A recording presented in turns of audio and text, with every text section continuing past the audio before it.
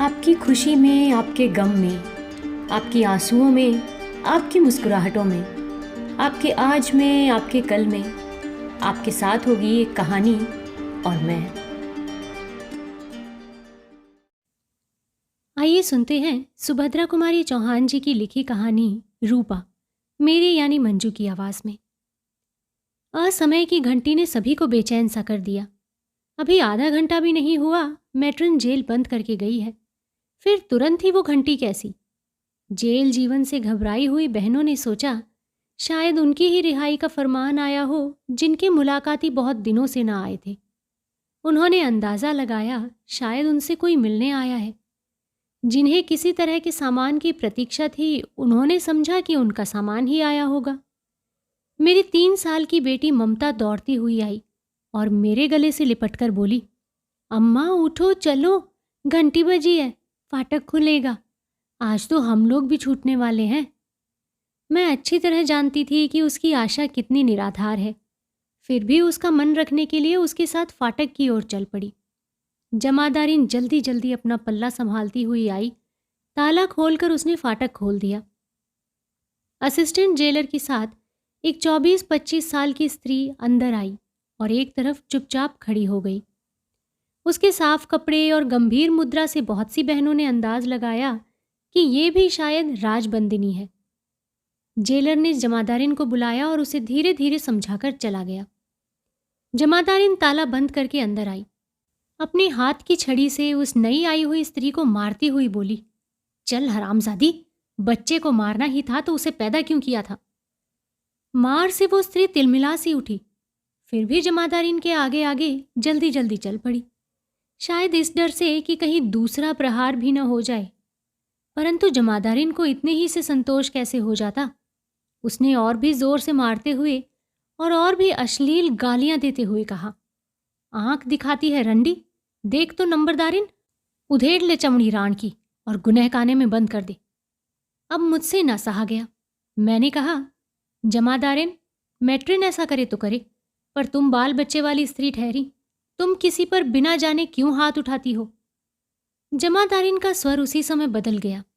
उसने मुझे देखा ही न था, नहीं तो शायद इस बेरहमी से न मारती। बोली, आप नहीं जानती बहन जी, ये खूनी औरत है, अपने बच्चे को मार डाला इसने। मैंने कहा, उसके अपराध की सज़ा तो कानून ने छोटी सी सज़ा से लेकर फांसी तक की हो सकती है। तुम्हारा काम तो उसे अपनी देखरेख में बंद रखना है, तुम वही करो, सज़ा का काम देने वालों पर छोड़ दो। वो गुनहखाने में बंद कर दी गई। सब लोग अपने अपने काम में लग गए, मगर मुझे उस औरत की याद न भूली। मैं उस गुनहखाने की तरफ गई। लकड़ी का दरवाज़ा खुला था, वो छड़ के दरवाजे में बंद थी। मैं अंदर आंगन में गई तो देखा वो औरत अभी उसी प्रकार बैठी थी। रोटी और दाल उसने छुई भी न थी। मैंने उससे पूछा, तुमने खाया क्यों नहीं? खाना खा लो। उसने मेरी तरफ देखा, फिर उसकी आंखों में आंसू भर आए। मेरा भी जी भर आया। मैंने कहा, तुम रो मत, वरना मैं भी तुम्हारे साथ रोऊंगी। खाना खा लो, फिर मुझसे बतलाओ कि तुम क्यों पकड़ कर लाई गई हो। क्या सचमुच तुमने? पर विश्वास नहीं होता कि कोई माँ अपने बच्चे को मार सकती है। अब वो फूट पड़ी, रोते रोते बोली, कोई माँ चाहे मारे ना मारे, मैंने तो अपनी बच्ची को मार डाला है बहन जी, ये बात सच है। कैसे? मैंने आश्चर्य से पूछा। कैसे मारा, क्या बताऊं?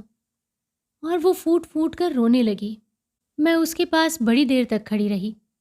बहुत बार उससे खाने को कहा, पर उसने ना तो खाया और ना यही बतलाया कि उसने अपने बच्चे को क्यों और कैसे मारा। मैंने सोचा, इसके पास से जाऊं तो शायद ये खाना खा ले और कुछ आराम भी कर ले। मैं अपने ओठे पर आकर लेट गई और वहां पर कुछ देर तक पड़ी रही।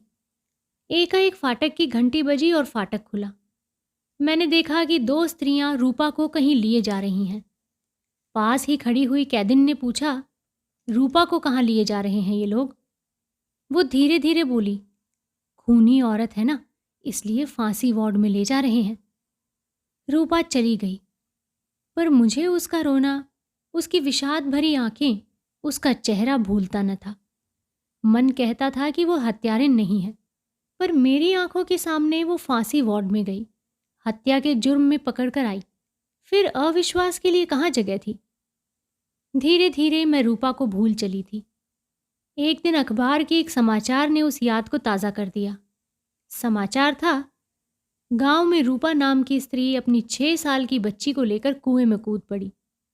खबर होते ही गांव वाले आ गए और माँ बेटी को कुएं से निकाला। बच्ची तो मर चुकी थी, लेकिन रूपा को कोई हानि न पहुंची थी और वो बच्ची की हत्या करने के अपराध में पकड़कर जबलपुर सेंट्रल में लाई गई।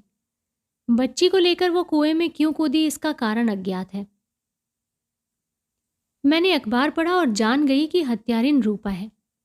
मेरे रहते ही 2 महीने बाद एक रोज आजन्म कारावास का दंड लेकर रूपा फिर जेल में आ गई।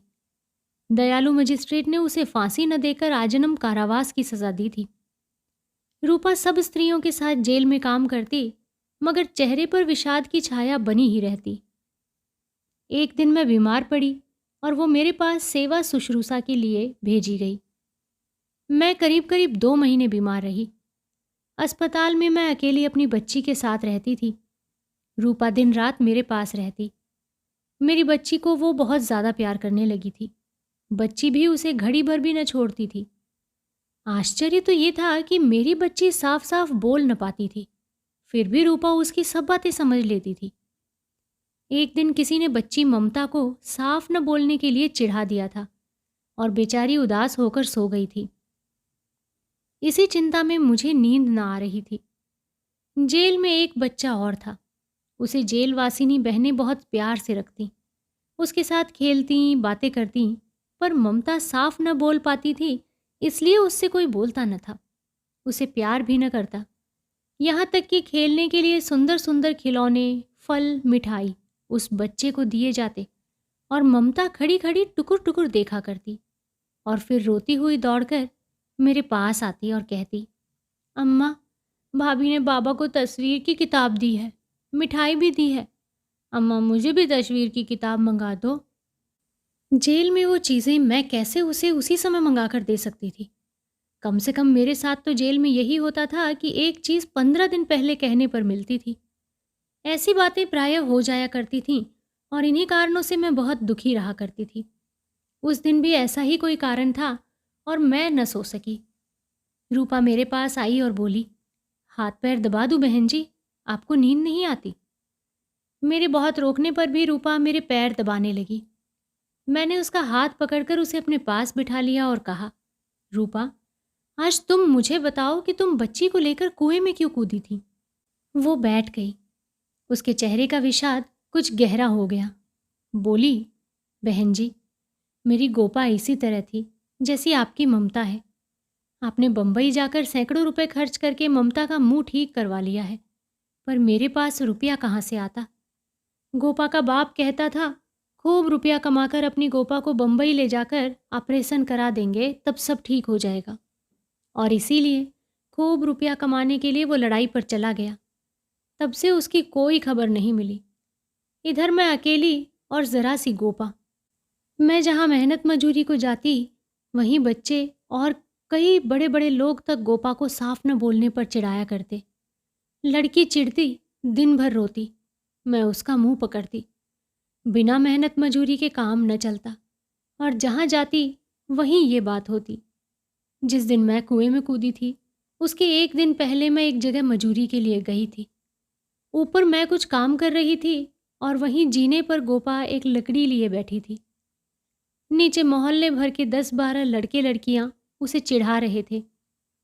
वो कभी उसे मारने दौड़ती, पर वो थे 10-12 और गोपा अकेली। मैंने देखा, मुझे बड़ा क्रोध आ गया। गोपा को मैंने गोद में उठा लिया और पास ही जो लड़का उसकी चोटी खींच रहा था, उसे हल्के से पीठ पर मार दिया। बस फिर इसी बात को लेकर उन लोगों से कहा सुनी हो गई। अब मुझे काम भी न मिलता, पैसों की तंगी होने लगी। इधर बच्चे गोपा को और ज़्यादा चिढ़ाकर तंग करने लगे। सोचा, अभी छोटी है, समझती कम है, जब बड़ी होगी तब गोपा को कितना बुरा लगेगा। मेरी गोपा दुखी हो जाया करेगी और कहीं मैं मर गई तो फिर बहन जी। मेरे मरने के बाद गोपा की जो दुर्दशा होगी, उसे सोचकर मैं पागल हो गई और उस दुर्दशा तक गोपा न पहुंच सके, इसलिए आगे वो कुछ कह न सकी। पास ही पड़ी हुई ममता को मैंने और पास खींचकर छाती से लगा लिया। मेरी छाया मुझसे बात कर रही थी। तो दोस्तों, आशा करती हूँ आपको आज की हमारी ये छोटी सी कहानी पसंद ज़रूर आई होगी। सुभद्रा कुमारी चौहान जी की ये कहानी एक माँ के संघर्ष को दिखलाती है। किस प्रकार से अपनी बेटी को बोलने में होने वाली परेशानी की वजह से उसे लोगों के ताने सुनने पड़ते। आखिर अगर उसकी बेटी ऐसी थी भी तो माँ का इसमें क्या रोल है? कोई माँ तो अपने बच्चे को ऐसा नहीं बना सकती। हर माँ चाहेगी कि उसका बच्चा सबसे अच्छा दिखे, सबसे सुंदर बोले और सबसे अच्छे से रहे। लेकिन ये चीज़ें माँ के हाथ में नहीं होती हैं।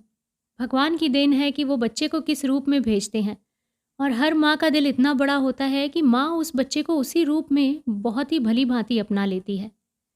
लेकिन कई बार समाज के जो ताने होते हैं वो सुनकर माँ परेशान भी होती है।